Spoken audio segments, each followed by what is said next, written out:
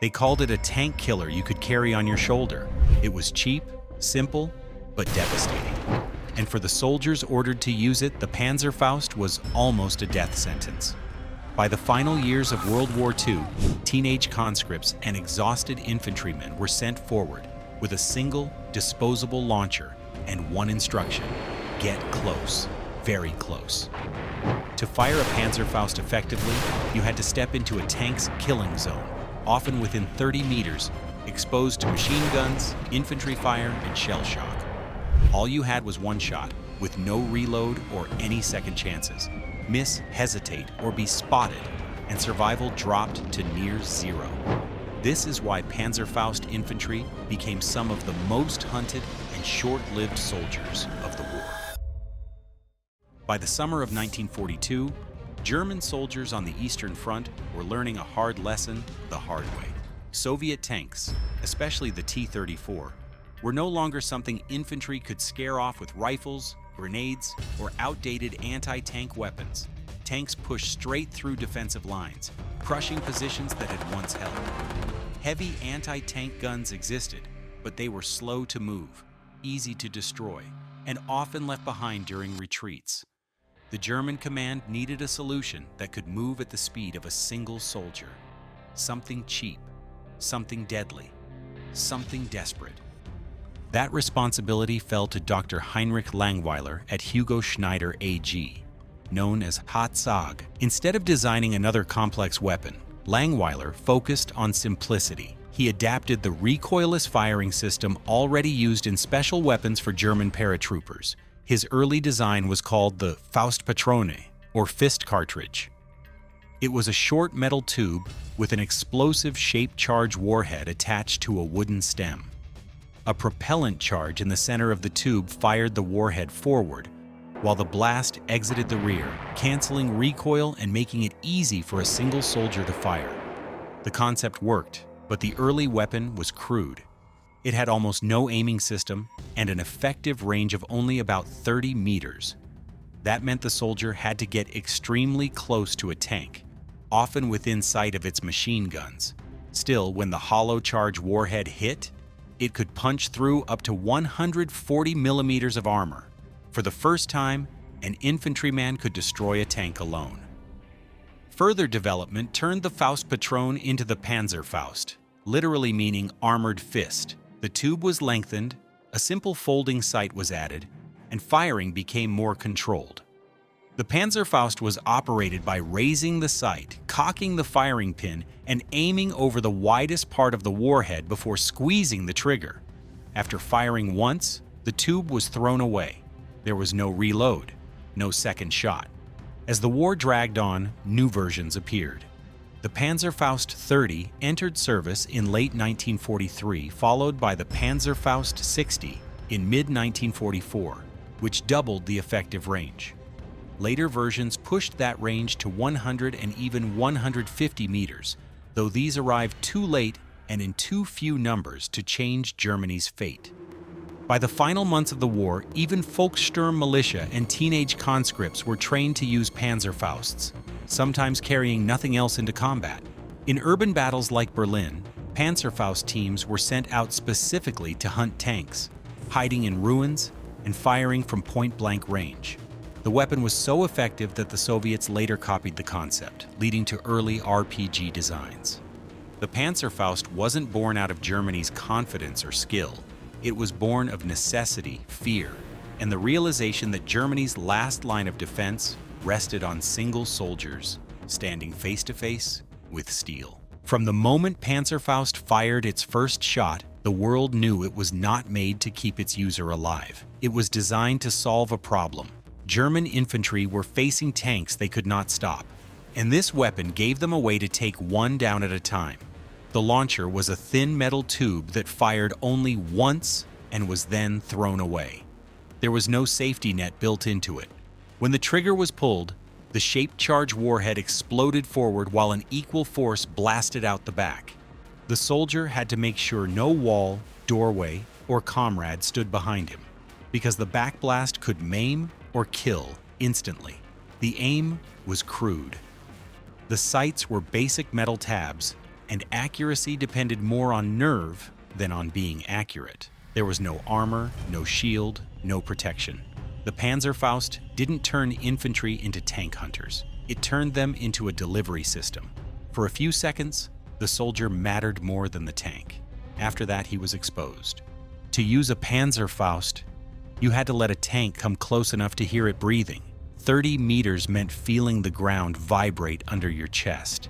It meant dust filling your mouth, engine noise drowning out thought, and machine gun fire cracking constantly at eye level. The problem was that these tanks did not move alone. Infantry walked with them, rifles raised, watching windows, doorways, and rubble. Every step closer narrowed the soldier's options. Move too early, and you are spotted. Move too late, and the tank passed you by.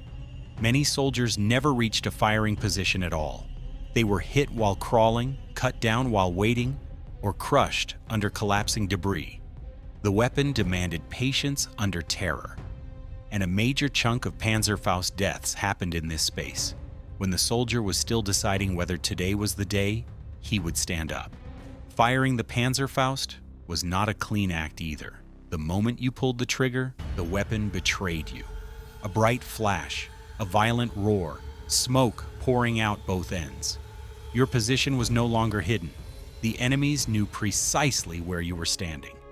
If the shot missed, there was no correction. If it hit, there was no relief. Tank crews reacted instantly, and escort infantry did not wait to confirm. They fired at the place the smoke came from, then the places it could have moved to. The empty tube was useless in your hands. Dropping it took time you didn't have. Running meant exposing yourself. Even successful shots often ended with the firer dead minutes later.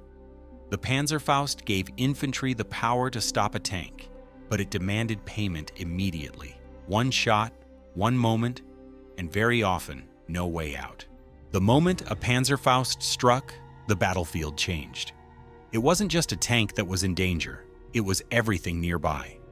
Allied crews didn't hunt a single soldier, they erased entire blocks. Tanks fired blindly into the streets, machine guns swept every corner, and artillery rained down as though the ground itself had turned against the enemy.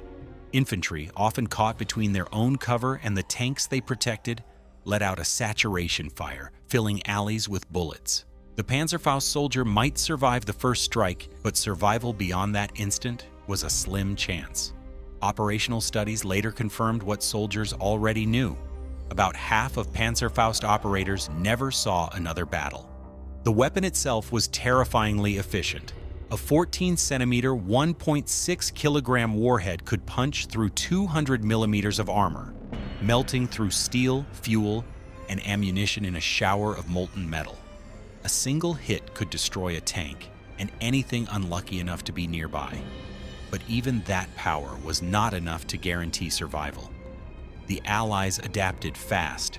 They experimented with extra tracks, sandbags, mesh screens, and angled plates, all attempts to blunt the Panzerfaust's shaped charge. Some worked against smaller, low-velocity rounds, but the Panzerfaust 60, the standard late war model, could slice through most defenses with deadly precision. Every successful German attack trained the Allies to respond faster, to anticipate ambushes, and to fire before a Panzerfaust operator even raised his weapon.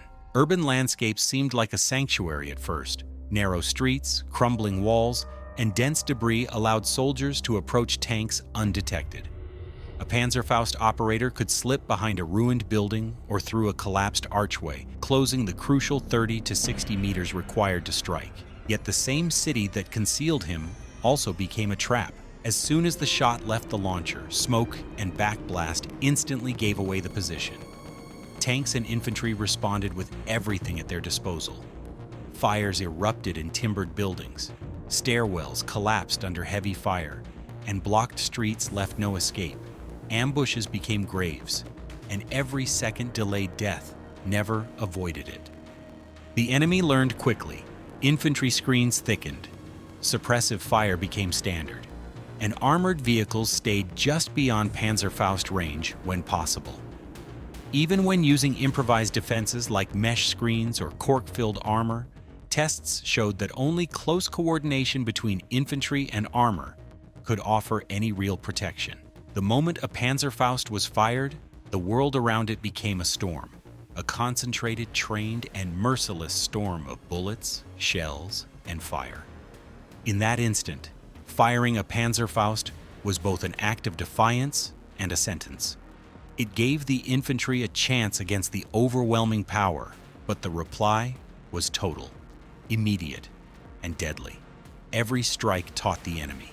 Every successful hit brought faster, more brutal retaliation, and the battlefield learned to punish the operator in ways no single soldier could survive. Retaliation was absolute, and in the streets of Europe, it often took more lives than the Panzerfaust ever could. By late 1944, Germany wasn't just losing ground. It was losing the people who once fought for it. Entire divisions had been destroyed or worn down. Millions of young men were dead or wounded. The front lines were collapsing inward, turning towns and cities into battlefields. In this desperate hour, Hitler ordered the creation of the Volkssturm, which was literally the People's Storm. But there was nothing storm-like about it. It was a last-ditch draft of anyone between 16 and 60 who could hold a weapon. Boys who should have been in school, middle-aged workers, older men who remembered World War I, and in some cases even women pressed into auxiliary roles. They were handed Panzerfausts, told this was their duty, and sent to hold streets the army could no longer defend. This was not training. It was survival by improvisation. A factory clerk might spend 10 minutes with an instructor, learn how to pull the trigger once, and then be shoved into a shattered courtyard with tanks rumbling down the street. The Panzerfaust was simple, a single-shot launcher with horrifying power. But that simplicity was a bubble that burst all too quickly. To use it effectively, these volunteers had to let the enemy tanks get close enough to hear their engines, then somehow keep calm, raise the launcher, aim, and fire. That was the skill most of them never had. In Berlin's last battles, the streets were filled with these makeshift tank hunters. A 17-year-old swapped his school books for a Panzerfaust. An older man, half bent with age, clutched his with trembling hands. They hid in basements, behind rubble, in the gaps between shattered buildings.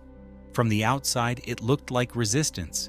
It felt like a trap, and that's exactly what it was. When one of them fired, the result was horrifyingly predictable. The tank might burn, the Panzerfaust could still kill armor, but the second that flash went off, every Allied soldier in the vicinity knew where the shooter was. Machine guns ripped through walls. Tanks blasted buildings with main guns. Grenades were thrown into basements where Volkssturm fighters tried to hide. Fires lit the night sky. Streets became funnels of death. Some did succeed in destroying tanks. A civilian with no training managing to take out a Sherman or T-34 was terrifying to the Allies and tragic for the shooter. Reports from the period show that in some city fights, tanks were lost to Panzerfausts fired by Volkssturm fighters, but those moments were exceptions stained with loss. For every tank knocked out, dozens of Volkssturm soldiers were killed outright or immediately afterward. In the final weeks of the war, the Volkssturm and their Panzerfausts were not warriors. They were the last line drawn in chalk on a battlefield that had swallowed a nation. The weapon that once gave trained soldiers a fighting chance has now become a tool that delivers a brief impact and then brutal, unavoidable death. That is the real story of The Last Stand. Not strategy, not valor, but desperation, youth, and age thrown into fire with a single shot and no place to hide. The Panzerfaust didn't just destroy tanks, it tore through lives, hope, and the last lines of a desperate army. Ordinary people became weapons, and the battlefield became a stage for courage and tragedy, all in a single moment. If this story grabbed you, subscribe and stick around. There's more history waiting, and it's closer to the human side of war than textbooks ever show.